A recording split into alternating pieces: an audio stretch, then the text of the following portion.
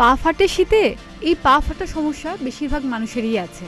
বিশেষ করে শীতে এই সমস্যা বেড়ে যায়, তাই পায়ের যত্ন নিতে হবে বিশেষভাবে। পায়ের ফাটা দূর করতে যা যা করবেন জেনে নিন।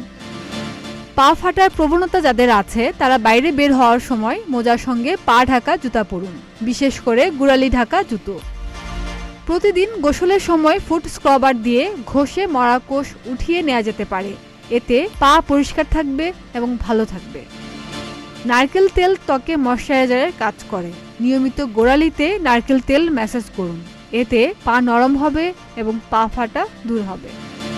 শ্যাম্পু ও লেবু মেশানো হালকা গরম পানিতে প্রতিদিন অন্তত 15 থেকে 20 মিনিট পা ডুবিয়ে রাখুন, পরে ভালোভাবে ঘষে ময়শ্চারাইজার মেখে নিন। এছাড়া শীতে প্রচুর পরিমাণে পানি পান করুন। পর্যাপ্ত পানি না খেলে শরীরে পানির ঘাটতি দেখা দেয়, এতে শরীর আরও শুষ্ক হয়ে ওঠে।